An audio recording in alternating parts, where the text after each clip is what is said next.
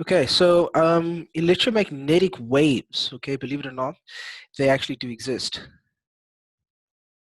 Okay, everybody has seen a magnet, maybe once or twice or more than twice in their lifetime.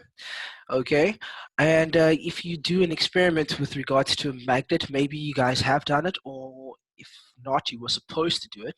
What they do is they will show you a magnetic field. Now, a magnetic field is invisible. You cannot see a magnetic field. But if you put two magnets, or if you just take a magnet and with the north and south pole, and obviously we know with regards to magnets that like poles repel each other, but unlike attract each other. So north would be attracted to south and vice versa. South would be attracted to the north, but two souths and two north poles, they will not be attracted to each other. They will repel. In other words, they'll actually push away from each other.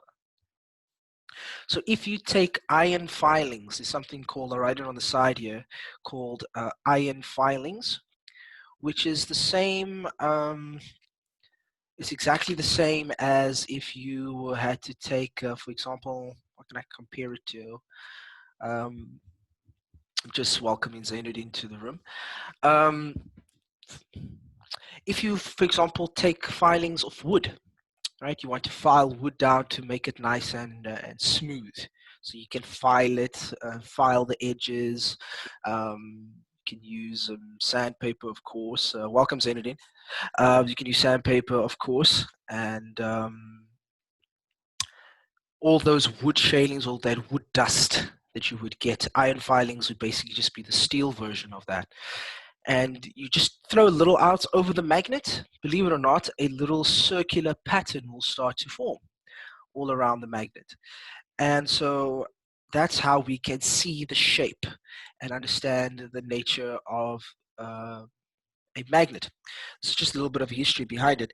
And so, for example, if a magnet is sitting in the middle of a page and you maybe put a coin, maybe inside that magnetic field, the coin will most often than not be attracted to the magnet, or you'll be able to see the coin being pulled towards the magnet, depending on the strength of the field.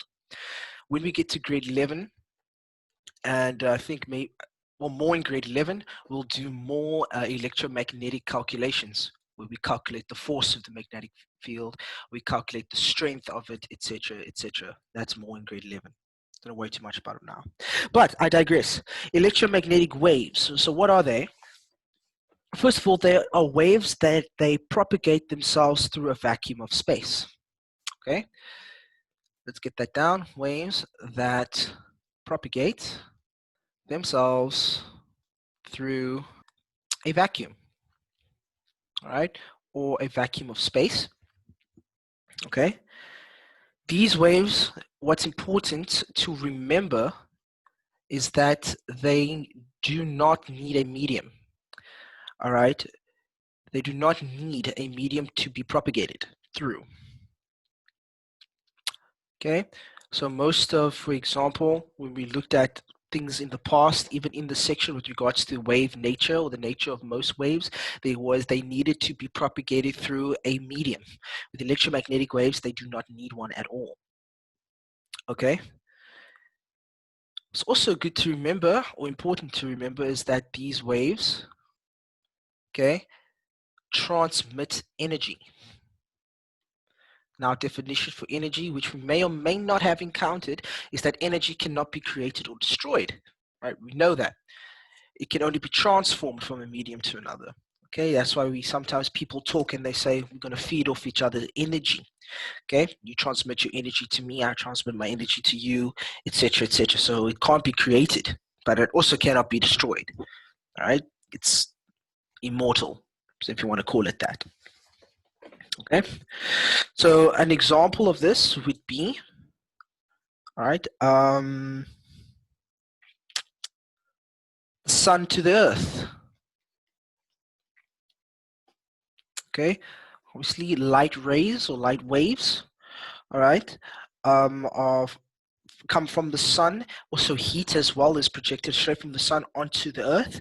Okay, and that is also referred to as electromagnetic radiation. Okay.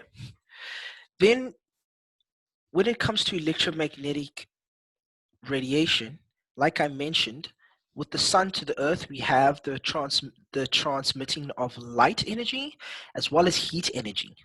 Okay, so we have light as well as heat. Okay, but what we're going to do is we're going to focus on the light for now. This is what we're going to focus on. All right, let's go. So if we just have a look at light here, there are two different types of lights. The first light that we get is monochromatic. All right, monochromatic light. And let's just get another brightish color for this one, just to write down the definitions in. I'm trying to get more creative with how I do these things, trying to. Okay, this is monochromatic, and I want to just underline the word mono quickly. Okay, because this is the part or the prefix that we're focusing on here. Monochromatic. This is light with one color. Right? This is light with one color only. Okay. Also, it is a electromagnetic wave with one frequency. We know light has frequency. We calculated that in previous section. Or wave nature has frequency. This is a light with one frequency. And also, I'm going to use the ampersand, one wavelength. I think I spelled wavelength wrong. Sorry. Monochromatic. Then we get another name for another type of light wave, which is called coherent. A coherent light, number one, this is a beam of light with every ray of light vibrating in phase, such as a laser light. Okay, we obviously have seen a laser once or twice. They are very, very, very common in Chinatown. If you want to go buy one here in Cape Town, okay, is a beam of light with every ray of light vibrating in phase. Okay, and I'll put in brackets laser for laser light. Okay, those are two different types of lights that we get. Okay, now we have something which we're going to introduce now, which is called wave particle duality. Okay, dual means duality. Okay, when something is dual, that means there's two things acting at the same time. Okay, so again, that's coherent light. Okay, hope you guys all got that down. I'm going to have a look at, I'll switch the colors now. Wave particle duality, or duality, however way you want to pronounce that word. Okay. Now with wave particle duality, okay, we obviously trying to explain that light has or involves two things. It involves waves or light waves as well as light particles. Okay. So to start out by explaining this, we must understand that this is the dual nature of light. This is the dual nature of light. Okay, we can explain. So when it comes to electromagnetic radiation, sorry, it's the dual nature of light and also all electromagnetic radiation. We can explain some of the properties of electromagnetic radiation best in terms of a wave model. Okay, we can explain it in. We can also use a wave model to describe this.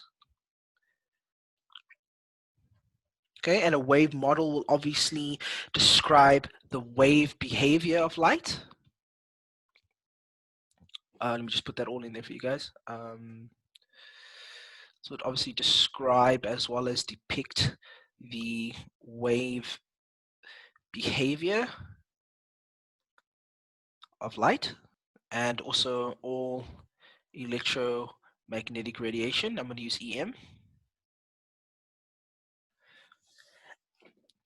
And also there's other properties of wave particle duality that can also be explained through a particle model.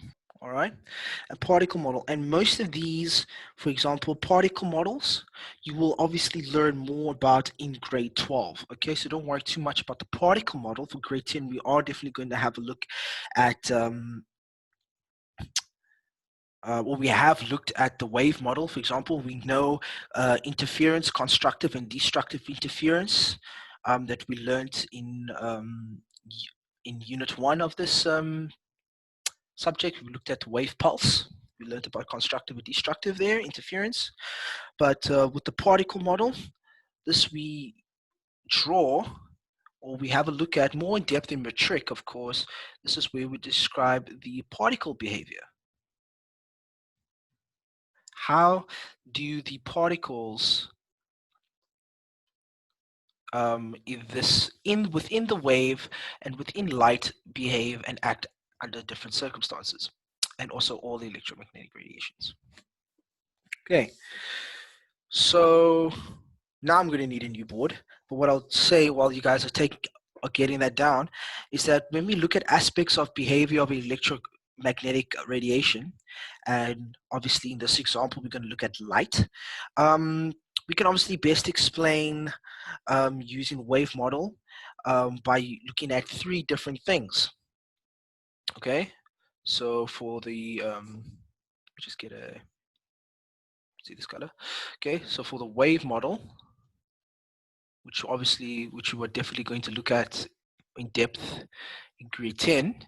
Okay, there's 3 things that we can explain light through, and that is using terms such as refraction. We can also have a look at the wave model or wave behavior through refraction, diffraction, and as well as one that I already mentioned, which is interference. Okay, so which we are obviously going to have a look at now. Cool. No. Okay, great. So let's pick this color. When we have a look at refraction.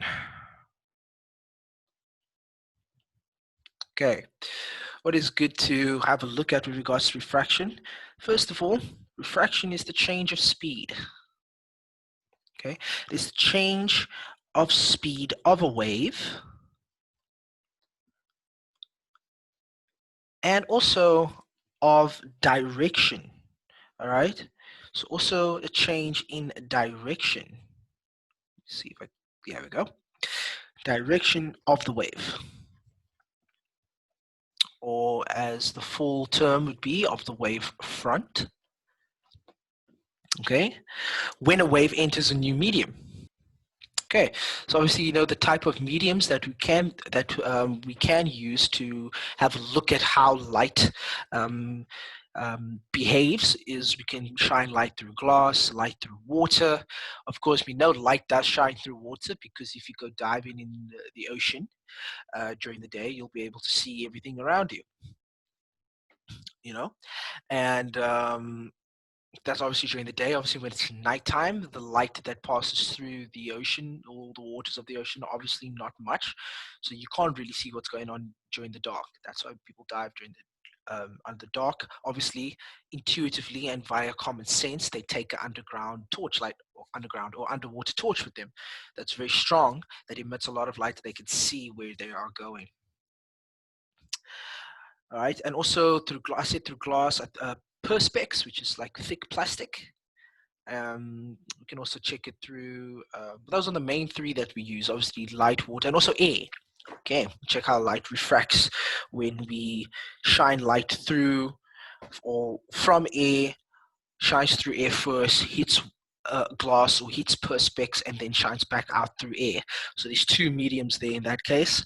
Possibly use 4 or possibly use 3, how light changes from air into water, into glass, or into glass and into water, or you can use all 4. Another term that's very similar to refraction is obviously diffraction or diffraction. There we go. Diffraction. Definition for this one. This is the bending. Okay, we look at how light wave bends. All right, the bending of a wave around an obstacle. And the last term, which we know already, it's no stranger, is interference. Obviously, we're just going to get to know it a bit better. Is that when coherent monochromatic waves, they pass through each other, they interfere. Okay, so these are two different things. If things are different, they interfere. If things are the same, they don't. Okay, so when coherent monochromatic light, or you can say monochromatic waves rather, because light consists of waves, pass through each other. That's pros, not pass. That is absolutely shocking. Pass through each other. There we go. What did I just say? When they pass through each other, they interfere. Okay, they interfere, forming. Now they can either form, of course, a constructive or destructive interference pattern. All right. Obviously, that's how we're going, and that's what we're going to do through looking at the wave model. Okay. And all of this, of course, is through the wave model. I'll just put in another color. This is the wave model. Maybe just to give you guys just a little bit of point of view. Obviously, as I mentioned, we can explain the behavior of electromagnetic radiation through, well, there's some aspects rather that we can explain of magnetic radiation better through particle model, which obviously is photons or quantum of energy. So when you hear, let me just use a lighter color because I think this color is okay. When we look at the particle model, okay, we obviously refer to photons, not protons here, this is photons, and photons, which is basically quantums of energy. That's what a photon is, it's energy. Okay, certain aspects that we can use using the particle model. I won't go too in depth here, but I'll give just a couple of examples here. For example, when there is an increase, and I'll use an arrow here showing increase in EK. You might not know what EK is, so I'll just specify it here, is that EK is kinetic energy. And when I say you might not know, is that obviously I've only known a lot of you guys through just these online sessions, so I don't know everything that you know. So don't think I'm talking down to you guys. But anyway, I digress. The increase in EK, or the increased kinetic energy of electrons that are emitted by a metal surface with the increase in the frequency of light shone on a metal. Now that might sound like might sound foreign, might sound like I don't know what's going on, and there's no need to worry about this, is because this is obviously called the photoelectric effect. Okay, the increase in kinetic energy to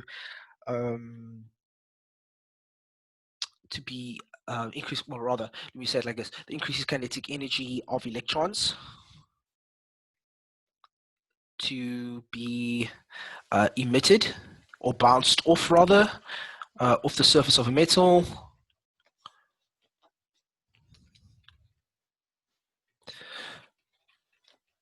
Okay, this is the photoelectric effect. And obviously, you do not need to know or be concerned too much about it. We will introduce it a little later, but this is mostly for grade 12. This is an actual section in your matric exams. It's not a large section. It's a decently sized section though, but it's once you get there, we'll obviously do aspects of it here in grade 10, but once you get to photoelectric effect in grade 12, it's fairly easy and fairly simple to wrap your head around. But obviously we'll be focusing way more in grade 10 on the wave model. All right. Before I move on, are there any questions? Nope. Perfect. So I just want to do a little bit of a drawing for you guys. Okay, I want to do just a little bit of a drawing here on monochromatic light. Okay, draw a little diagram of a beam of monochromatic light. Okay, so I'll draw a little diagram. So first of all, I'm just going to draw my medium, lines through my medium. Okay, got that going. And this is going to be glass. Okay, this is A up top here. And obviously A on this side too. So this is my glass, these little two lines here is my glass. Okay. Okay, what we're going to do is I'm going to show you light passing through. Well, I'm actually going to draw two diagrams. There we go. Sorry for a couple of skew ones there, but don't worry. All right, cool. So this will be my first one. Go. Okay, so what I have here, okay, this one over here, I have monochromatic light passing through, okay?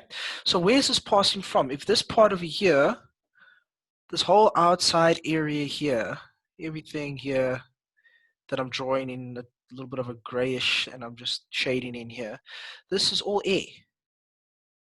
All right, this is all air. So you can see light is passing from air to glass. Okay, so we can obviously see over here through this diagram that light is obviously being reflected off the glass and going back into air. All right, or it's being reflected off a surface. All right, obviously this part over here where you see theta I, this is known as the angle of incidence.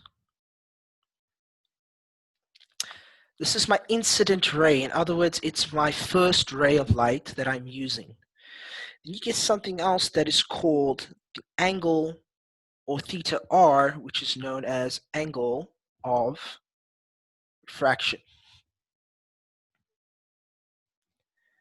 Okay, so this is just if you shine a light off a surface. It can be a surface, it can be a metal, it could be glass or whatever. In this case, we're just assuming that this first one is just off a surface, all right? And we're seeing how the light is obviously reflecting.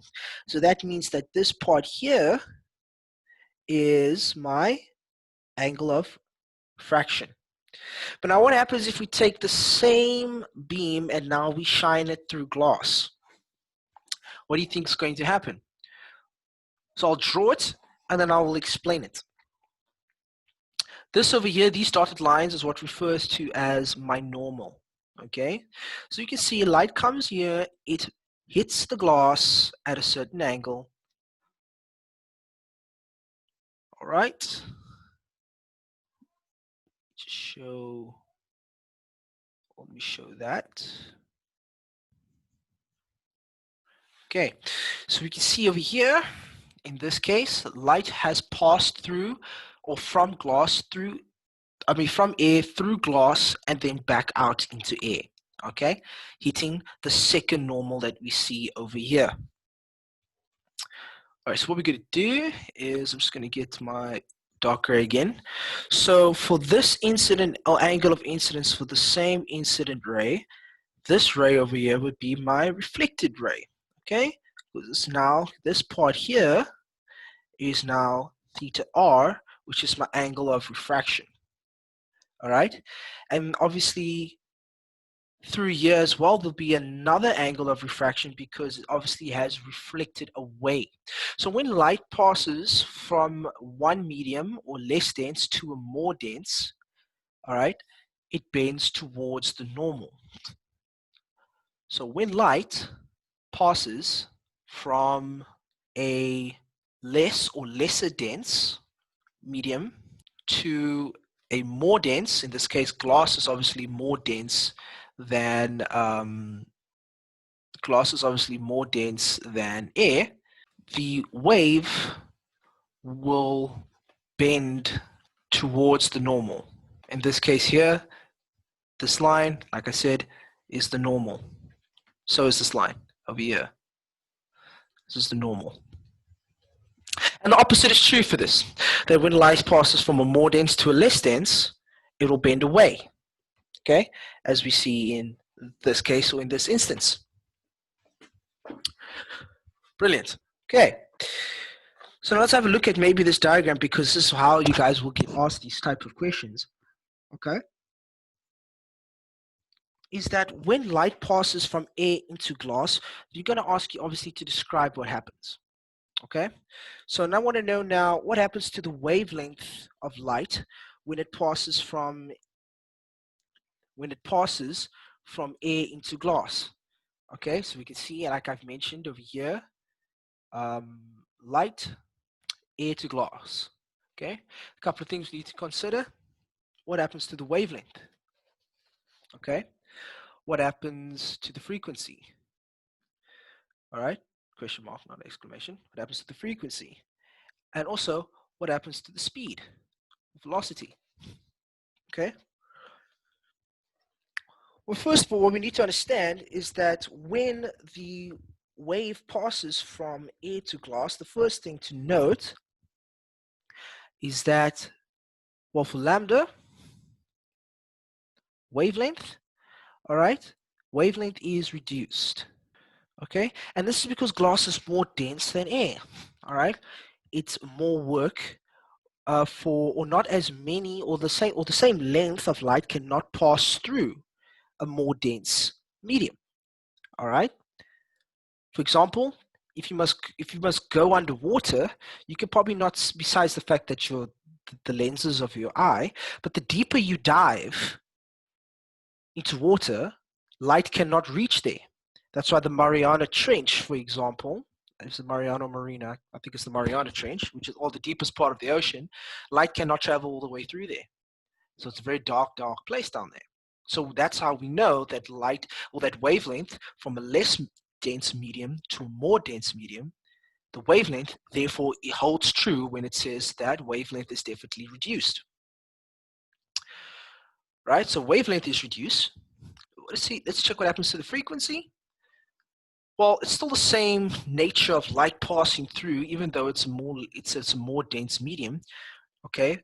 But frequency will remain unchanged, especially from air to glass.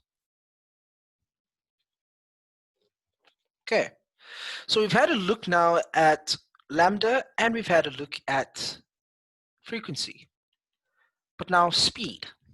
They ask now in the specific order. So we know, obviously, the formula is that V is equal to F times lambda. Okay, so we know the formula. I'll write it on the side, that V is equal to F times lambda. We know that. We've learned that. We understand that. Next part. We must understand that this is a multiplication sign. So now this sign over here, lambda, is reduced. Lambda's got smaller. Okay? Let's say the original speed of light was equal to, I'm going to use VI, the original speed of light was equal to its original frequency, which was maybe 25 hertz, multiplied by the wavelength, which was about 5 meters. Okay? If you need a calculator for 25 times 5, you'd obviously know that 25 times 5 is indeed 125. All right, and it would be meters per second. But now lambda is reduced. So now for VF, all right, now that it is now passed through glass, obviously you would see same equation, V is equal to F times lambda, Frequency is unchanged, as we see here. It's unchanged, but lambda is now reduced from 5 to 3. So therefore the speed is now 75. So obviously if my lambda decreases, so will my speed. So the speed will also be reduced. And now for this one, they may ask you to explain why. And for your reason is that you say,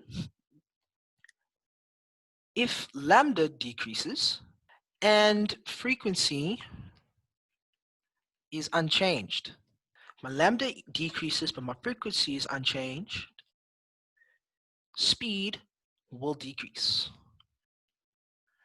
You're welcome to show them via this little sum here, okay? Or you can say that the speed of light in glass, okay, therefore, this is a nice little way just to end off this reason, therefore, speed of light in glass, all right, which is also known as the fancy term optically denser medium. If you want to get really fancy with the words, it's optically denser medium, or just it's a denser medium, all right, is lower than in air.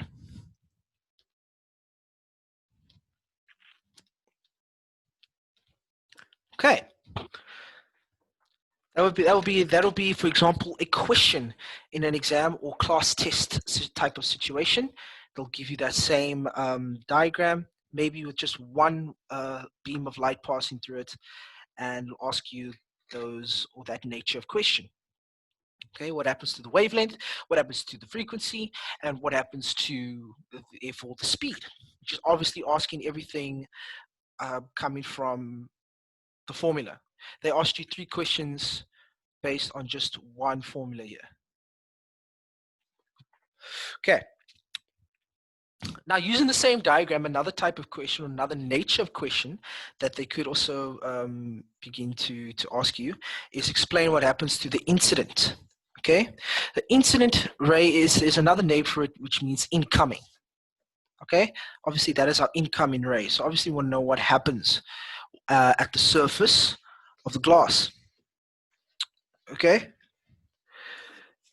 the incident ray is reflected and refracted. So we can obviously see that over here, this ray, and I'm going to use a brighter color, is known as the reflected. This is the reflected ray, and we see that this one over here is the refracted. Refracted, we know it's refracted because it is transmitted through the glass. Now, most often than not, ladies and gentlemen, they will not draw this little reflected ray. They will only focus on this light path over here. Now, this part, as I mentioned, is the refracted part, okay, because it is transmitted through the glass with reduced speed. As also we can see there's a change of direction. I know there's a change of direction because if I must draw a dotted line, I will see, had it not been reflected, or refracted rather, then obviously it should have carried on in this direction. But as I can see, it has changed direction. It has changed direction through the glass and then kept the same direction afterwards, more or less. Okay? So that obviously we can see what has happened to the reflected or refracted ray, or to the angle of the incoming ray or the incident ray. Okay, and those are just some of the questions that can be asked obviously in your grade, and it's a nice set of questions to get 3 marks for indefinitely. Another way they can ask questions based on this is they can give you a wave graph, a graph of a wave, transverse wave, and with different wavelengths of obviously displacement versus time, Okay, and they can ask, and they can say, okay, this graph represents red light and the other one represents yellow light. And based on the time intervals, okay, they'll ask you questions, probably on the particle model, asking you how would you expect the energy radiated by a hotter piece of metal to compare with a colder piece of metal, compare amplitudes, compare time intervals, etc., etc. So stuff to watch out for there, that obviously as we get more into the section, as we get closer to looking at the particle model, we'll have a look at some of those questions. Now, what I want to divert from, or divert to rather, is first, are there any questions on that previous diagram? Can I ask one question? Yes, you can.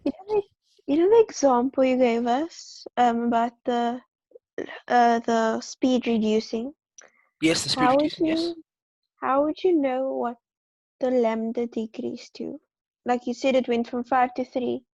Okay, so I just used I just used a made up example that wasn't real, just to show you that how speed would be affected if the wavelength decreases, because it's directly proportional.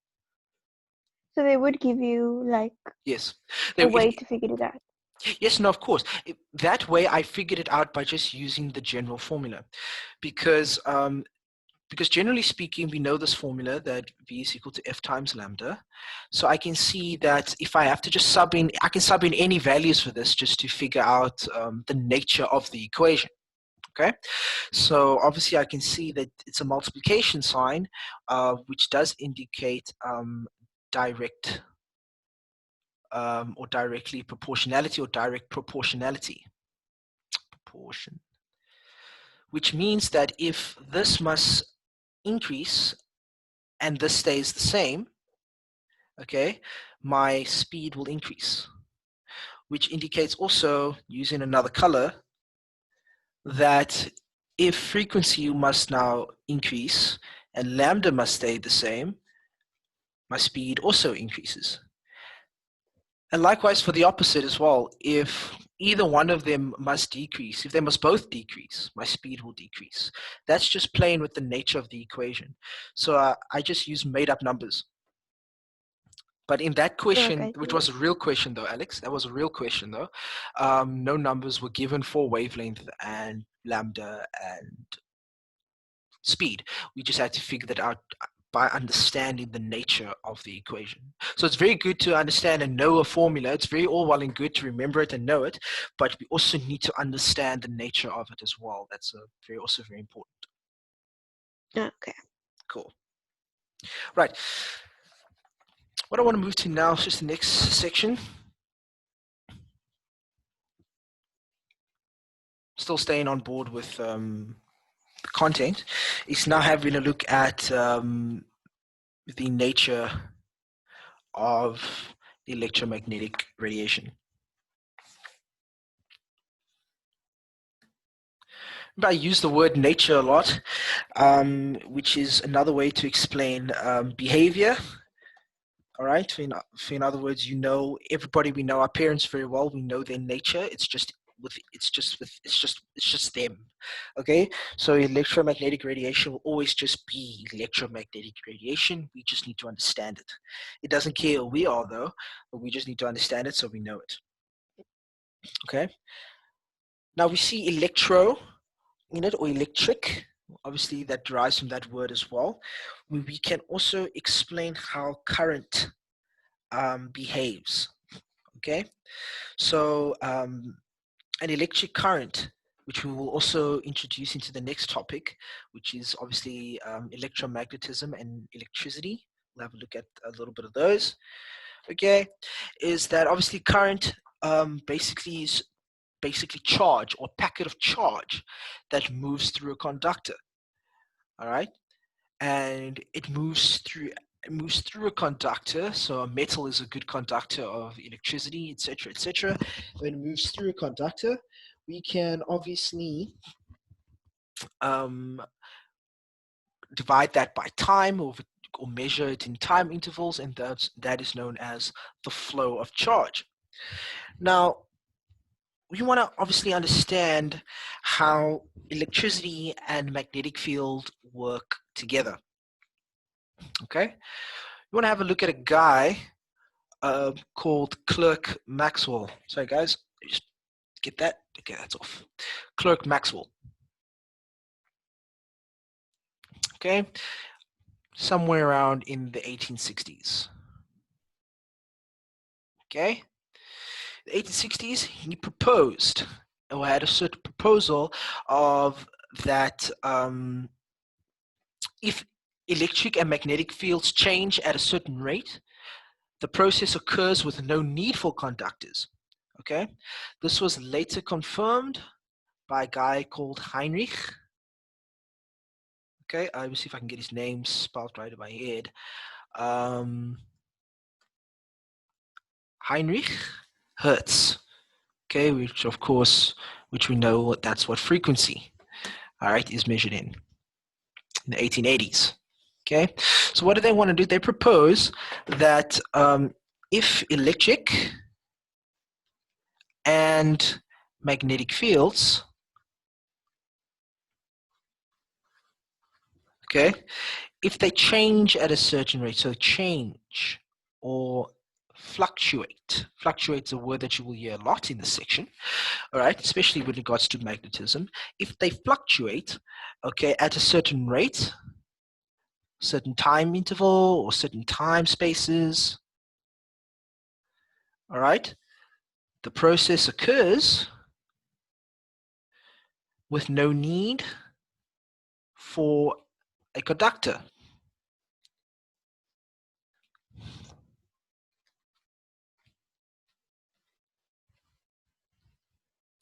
Okay. And if this is true, which it was confirmed true, okay, is known as electromagnetic waves.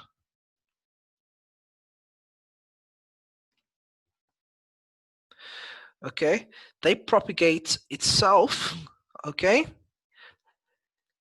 and our example of electromagnetic waves which we use was the sun to the earth, okay, the sun to the earth. That's how we know that's why we can have solar panels on our roof and convert that energy into electric energy, okay, that's how we can. So the sun doesn't need any conductors through it, okay. Obviously our homes need it, so we need a solar panel on it, so we can obviously use that energy, of course, okay. But these electric and magnetic fields, they produce electromagnetic waves, and we'll obviously have a look at this more in grade 12, where we actually do a practical, which we will be conducting an electric current by using electromagnetism, okay, inducing a current. We'll use that term, inducing a current, okay.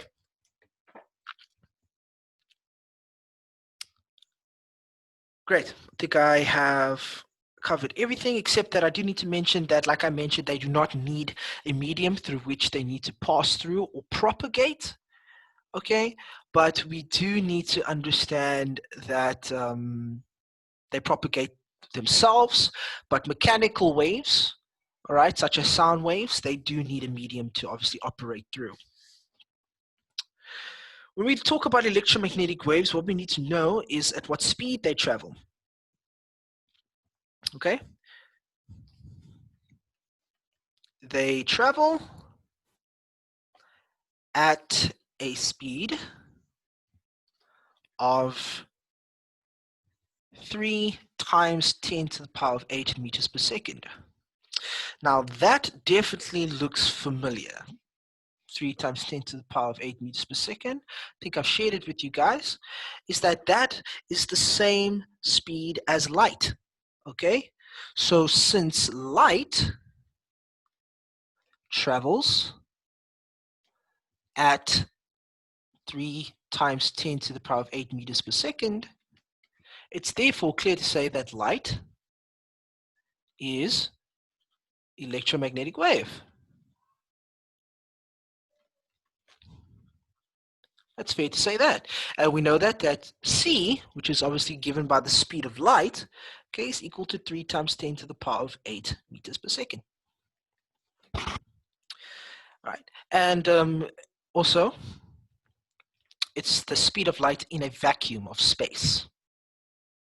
Very, very important. Do not say that c is the speed light travels at 3 times 10 to the power of 8 meters per second and leave out this little part here in a vacuum. It's absolutely imperative that we mention that, because if it's not, because light can travel at other speeds if it's not in a vacuum, all right? If it is in normal life. This is just theory based.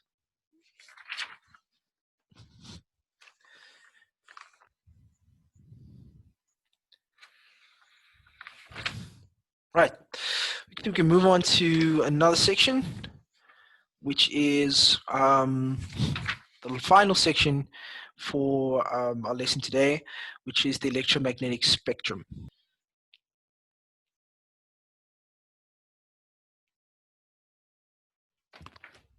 All right. Let's have a look at the electromagnetic spectrum. Okay. Let's pick yellow. I haven't done yellow in a while. Okay.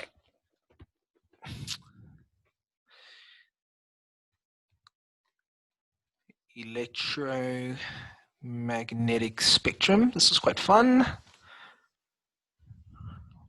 And it arrives back in matric. Okay. Not sure if they do this in the grade 11 syllabus anymore. I think last year my students said that they didn't do it. But anyway, it doesn't matter because most of the stuff visits in matric anyway. Great. So the first point that we need to obviously understand, okay, is that there are different types of electromagnetic radiation. All right. So of course we've looked at light. Obviously we know there's monochromatic. We obviously know there's coherent. There's also different other types of light and other types of rays that we can also have a look at. The most common ray that we obviously all know comes from the medical field. Some of us might have gone for a few of them. Is obviously X-rays. All right, X-rays, super high quality. All right, that they can obviously see in the inside of your body. All right, nice piece of invention. Okay, the frequency of those lights are very, very large. Obviously, they can pass right through you. But before I get onto X-rays, I will first explain this part. Now, the wavelength of an electromagnetic radiation varies. Okay, lambda varies. Okay, it varies from less than 10 to the negative 12. That's a very, very, very, very small number. So it's 0.0000 all the way through until you get 1. All right. For some gamma rays,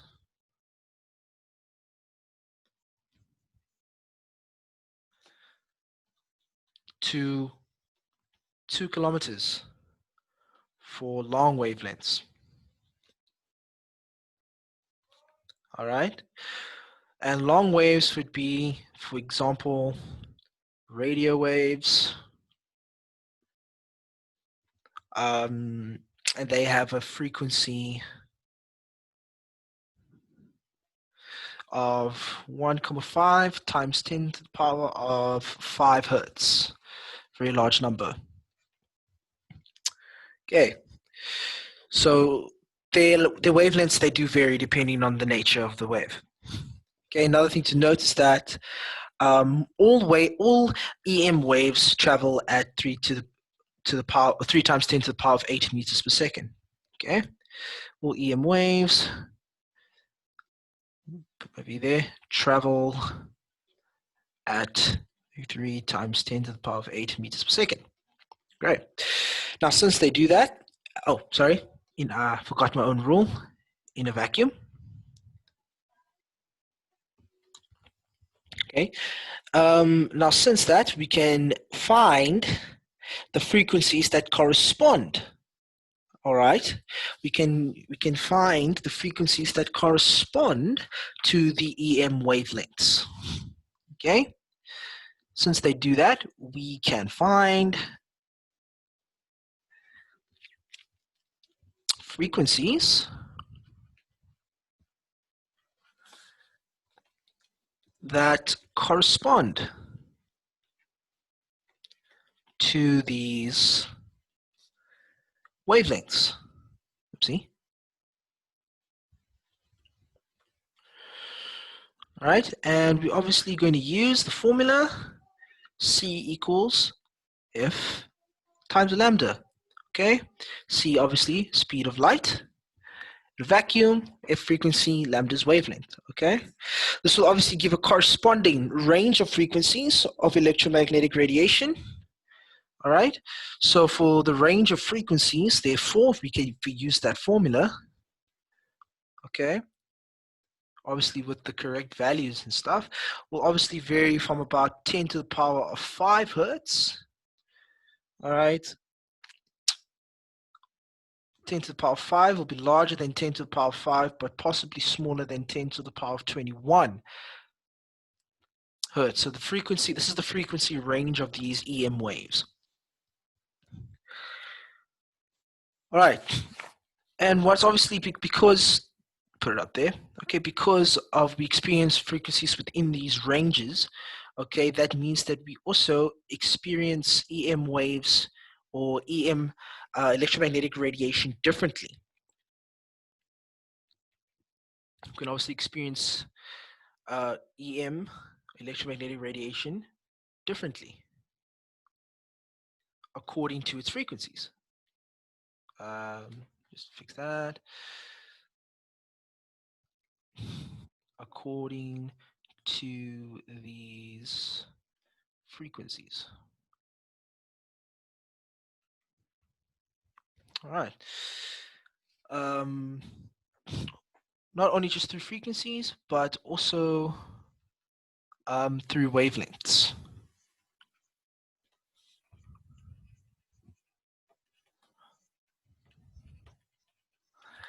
Okay, for example, we can experience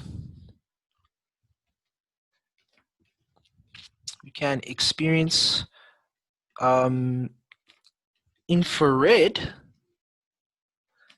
radiation,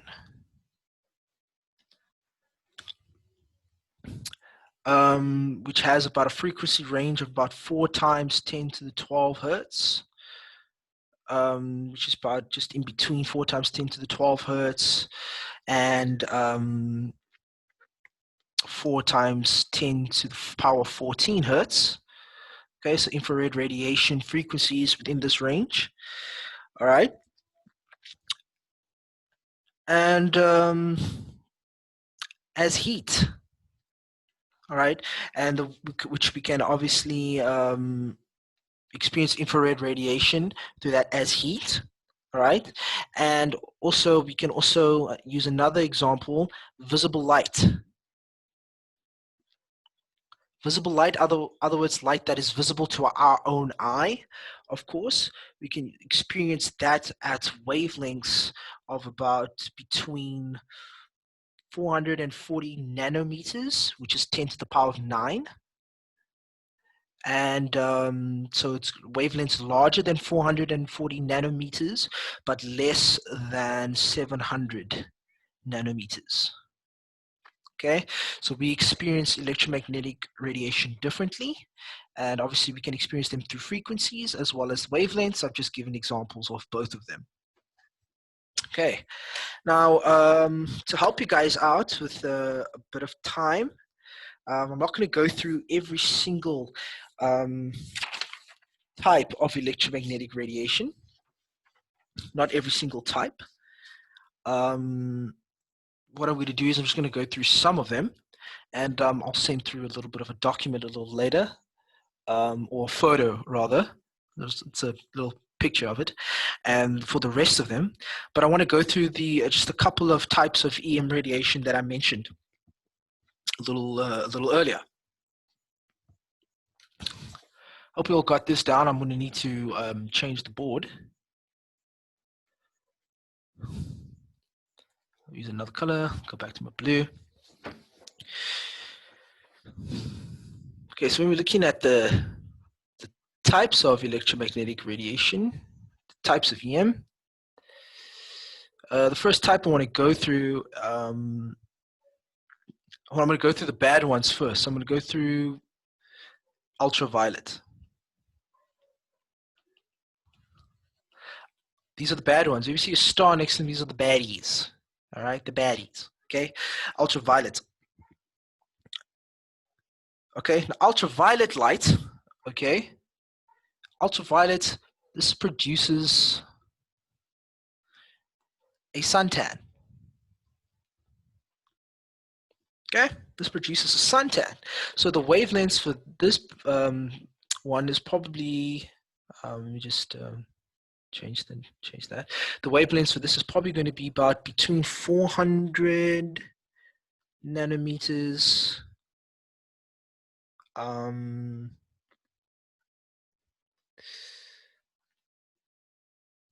know why it's done it like that. It's probably just going to be a bit. Let me explain it this way. So I wrote it down very funny in my notes. Here we go. It's going to be larger than 290 nanometers, but definitely smaller than 400 nanometers. Okay, so this is the type of wavelength that produces a suntan. Okay, and that's just for suntan. There are some other ways that ultraviolets also use in dental curing. Okay, in dental curing, where they will emit these ultraviolet waves to be somewhere between 250 and 350 nanometers. Okay, so it won't go larger than 350 nanometers for dental curing. And the thing that is, so obviously for dental curing, these ones, this kills microbes, sterilizes, this can use this to sterilize medical equipment and as well as food. A good thing about it is that it causes the body to produce vitamin D, and vitamin D is essential because it strengthens our immune system. Okay, so they always say it's good to go in the, or it's used to get some sun, so go out and be in the sun because that's a good source of vitamin D, and it's also used as black lights. Okay, so it's not literally black lights, but the term is called black lights in the clubs. Okay, the thing about ultraviolet light is that it penetrates the outer layer of the skin. Put another cool there. It penetrates outer skin layer. What else does it do? And this obviously causes overexposure, causes skin damage. Okay, it causes skin damage, of course. Like I said, overexposure or large doses is that it can also cause skin damage, such as skin cancer, sunburn, which is obviously easy to remember. I mean, it's all over. They say don't be too long in the sun. You spend too much time in the sun, your skin burns. Let me see what's going on here. Also, if you're exposed to too much ultraviolet light, if you try and look in the sun for too long, if you try and actually look at the sun, all right, it can damage the retina of your eye, right? Which we obviously why we would want to wear sunglasses, okay, to protect us from the sun when we look up into the sky. So that's ultraviolet light, not the baddest of the bad though. All right, so it's not too bad, but overexposure obviously can cause that. Next one that I mentioned was X-rays. Okay, now we're talking about X-rays. Of course, we're talking about light that is going to travel at a frequency that is greater than times 10 to the power of 17, but just less than 10 to the power of 20 hertz. Um, of course, this is used in the medical industry. Okay. Another way of also looking at X-rays is obviously security screening. Okay, if you're at the airport and if you're at any place that asks you to ask for your bags or whatever, you see women putting their bags through, especially at Grand West. Okay, security screening, in other words, seeing what is in your suitcases or in a woman's handbag, make sure they're not carrying any weapons and something like that. So security screening at airports, I think we've all seen this. The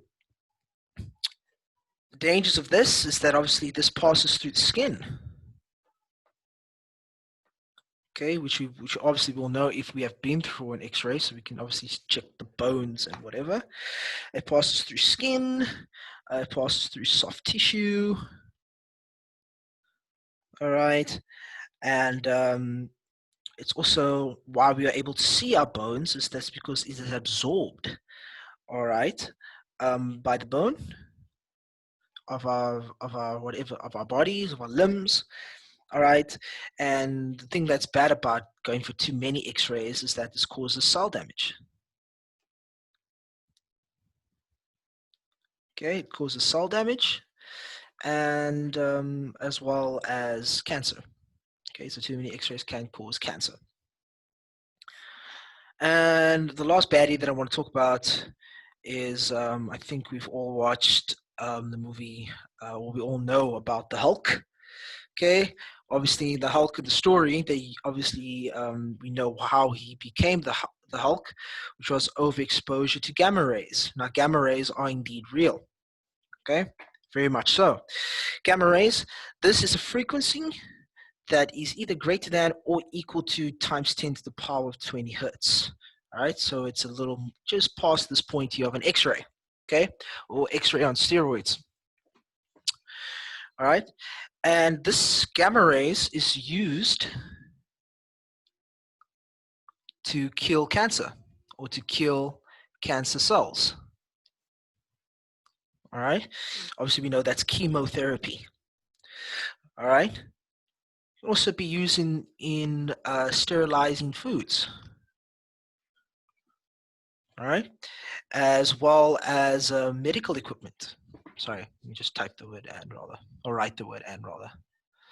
And medical equipment.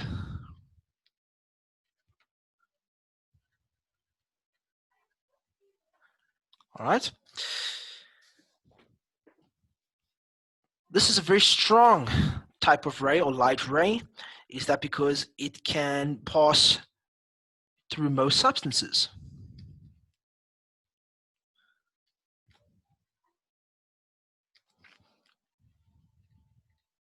So very little substances can stop it from passing through it. It can pass through most substances. You will need, for example, lead or concrete, right, to stop it. Okay, the dangers of this light, of course, is that there's obviously, like the above mentioned, damage to cells. All right, and causes mutation.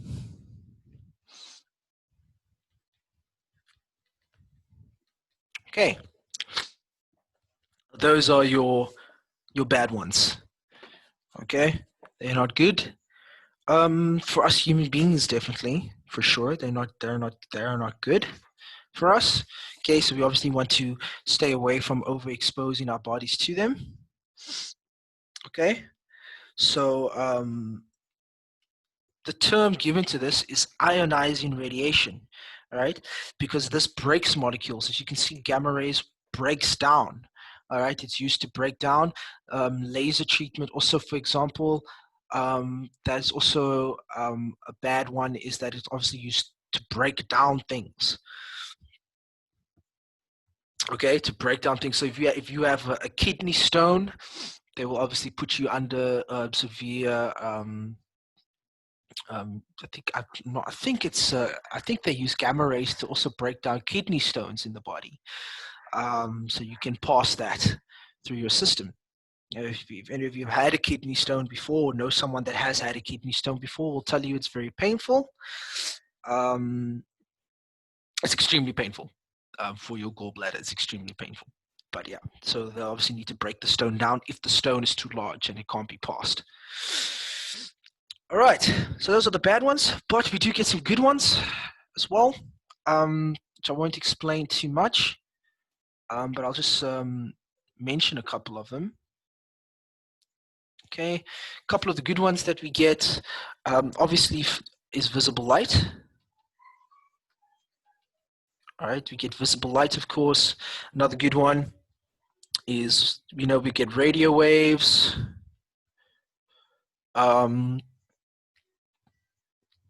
Which are obviously used in radio, of course.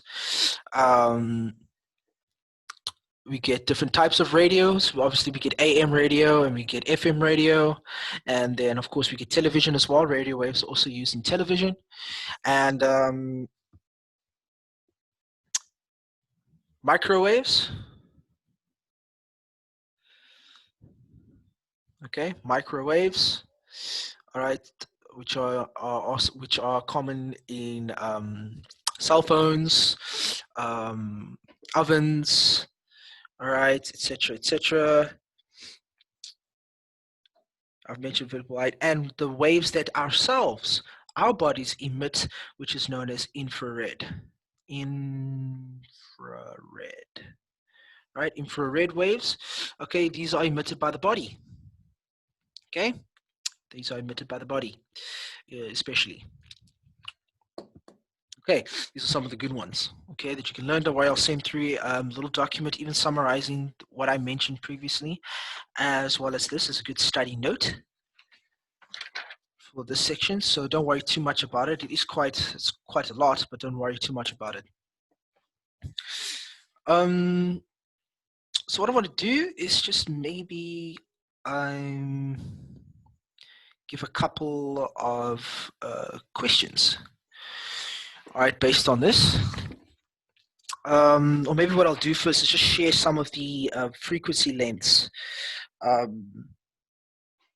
Okay, infrared, they don't really give a frequency for it, as well as visible light, but microwaves and radio waves.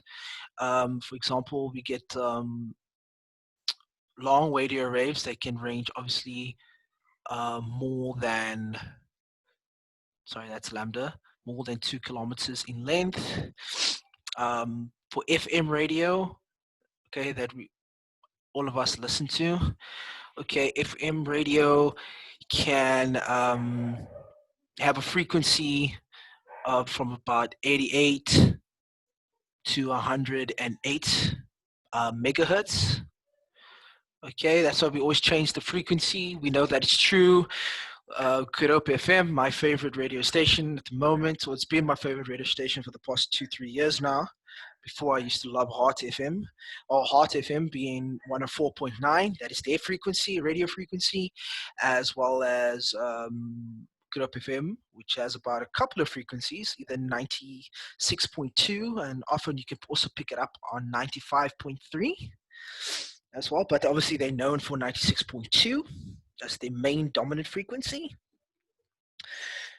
And the wavelengths for those ones can range up till about plus minus only 2 meters, right?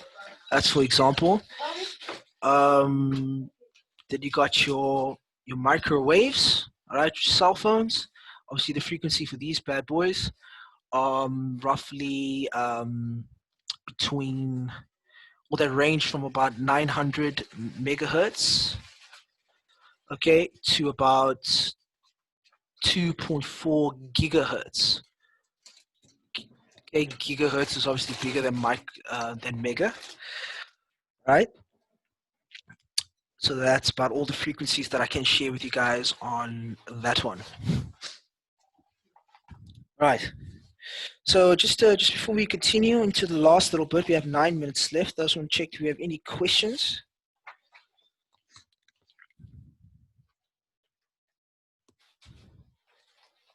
No questions? I wanted to ask, oh, yeah, what is like infrared exactly? You said it's in the body. Yes, so infrared is it's emitted by the body, and that is, and I think your question, I think you mentioned the word generated, right? Now, anything that causes heat to us, all right, that warms us, all right, that generates infrared, all right. Anything that warms us, all right. So for example, you wake up, it's flipping cold, all right, it's flipping cold. But as the body warms up, for example, you put on a jumper or a jacket, a little bit jersey, maybe long pants, maybe do a bit of exercise. That's how we start emitting the body starts emitting infrared waves, which is another way of the body giving off heat. Oh, okay. And Yes. obviously we know that if we overheat, all right, well, number one, we'll die. All right, if we overheat. So in other words, if we get caught in a fire and we are on fire, yeah, we warm, but we extremely warm. And I use the word extremely. All right, we obviously die. Okay, because our body cannot take that extreme overheating. And there's another one actually. Have you heard of? Has anyone here heard of night vision? Night vision Yeah. goggles. Night vision. Yes. Okay. Great. So that's another way actually of we use infrared waves is a night vision or thermal imaging. All right. If you're in the dark, if any of us watch Natural Geographic, we watch nature, we'll see sometimes the filmmakers, they film at night, so they don't use normal visible white light to film the animals. They'll use infrared light, which the animals actually can't see. They actually can't see infrared light, and but you can see the animal, of course, and then the light becomes the image that's depicted by the animal is like very white. um, the animal appears kind of white and you see the outline of the animal. So that's an example of using infrared lights. I actually have a video for you guys that I'll share with you guys. If most of you have Instagram, I'll share the link with you guys. It's a public account where they actually show a nature scene where the animals are filmed using infrared light. Good question. Thank you for that, Alex. See how many minutes do we have left? Right, let's see if we can fit in here. All right, so a little bit of a calculation here that I'd like everybody maybe just calculation that I'd like everybody just to maybe just attempt. All right, obviously we know that this formula is still used, right? C is equal to F times lambda, okay? Or V or C, whichever one wants to use. So because we are doing light now, we're working specifically with light waves, we would obviously depict the velocity by saying C and not V in this case, all right? So let's say I have a TV signal, all right? I have a TV, and actually now I have a TV because I'm standing right in front of it, all right? So I have a TV, and I'm told that the frequency of my TV is, let me see, 600 megahertz. Okay, so I'm told that the frequency of my TV, how the heck do I've forgot how to spell that damn word. Frequency of my TV, I'll say my TV, is equal to 600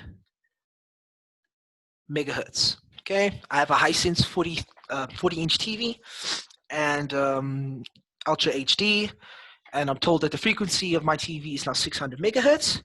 And my calculation that I want to perform here is now I want to calculate, okay, lambda. I want to calculate the wavelength, okay, of my TV signal with this frequency. Now, the important part here is I need to, before I panic, or before I start panicking rather, I need to rather look at the question and see what is the nature of this question. The constant that I do know, first of all, sorry guys, I've got a bit of a sniff, is that C, and I'll use another color to depict that. My constant is that C is always equal to 3 times 10 to the power of 8 meters per second. All right? The other thing that I also do know is that megahertz, all right? That means 600 megahertz is equal to 600 times 10 to the power of 6 hertz. That's what it is. Okay, and now I'm asked to now calculate the wavelength. All right, we have 3 minutes left to produce an answer for this. I'm sure this will take you about maybe only a minute. So guys, let's go ahead and let's see what answer we come up with here. I'll write a separate part here called solution. This is very basic.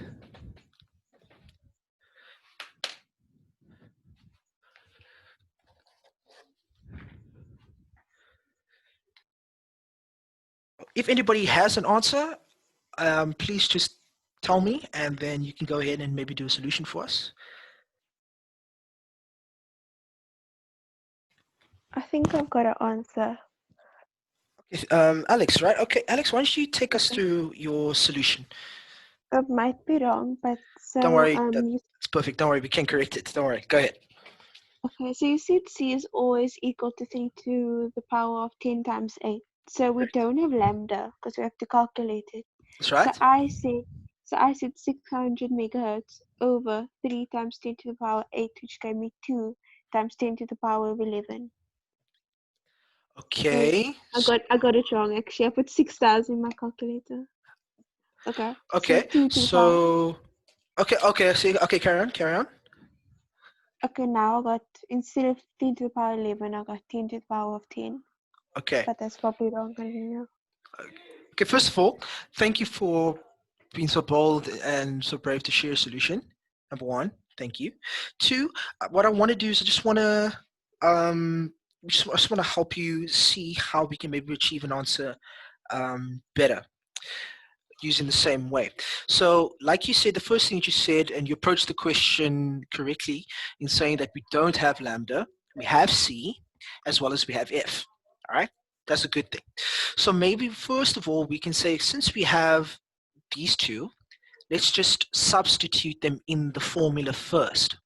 So let's substitute 3 times 10 to the power of 8 for C equals to 600 times 10 to the power of 6, because remember, frequency needs to be in hertz, all right, for us to still perform this calculation. Okay, and we'll bracket that times lambda. Now I can see that now by doing that, I've just substituted in the numbers that I already have. I can see that in order for me to get lambda on its own, I need to divide this side by 600 times 10 to the 6. Correct? Yes. All right, so if I do that, I divide it by this whole number, 600 times 10 to the power of 6. I obviously need to do it to this side as well. Get rid of that. 600 times 10 to the power of 6. Obviously, these two sides will cancel, and I'm left basically with lambda equaling to 3 times 10 to the power of 8 all over 600 times 10 to the 6. So in actual fact, Alex, where you went wrong is that you just flipped them around. Okay, you had the reverse of that.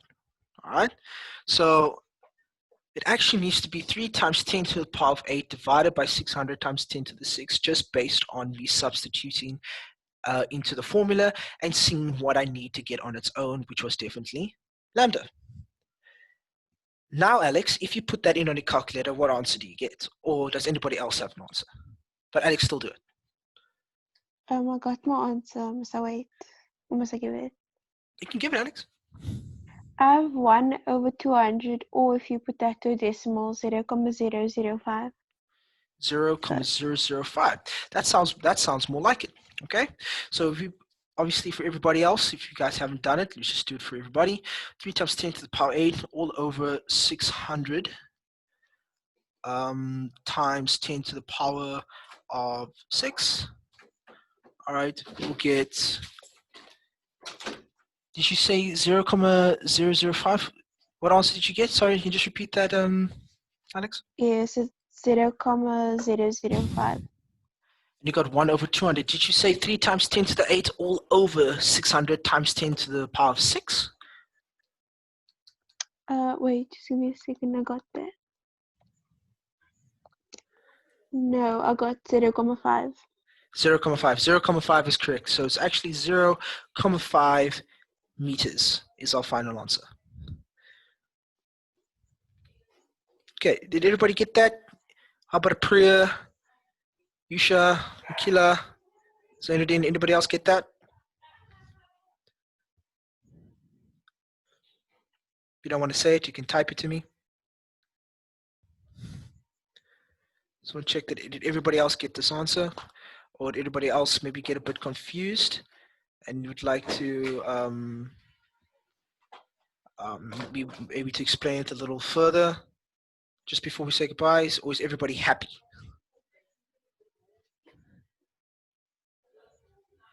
All right, I got some type of response here. Let's just check. All right, good. Misha got it. Good response, Misha. Okay, good. But Alex, are you okay now with this? Yes, it makes sense. So you can't use megahertz, right?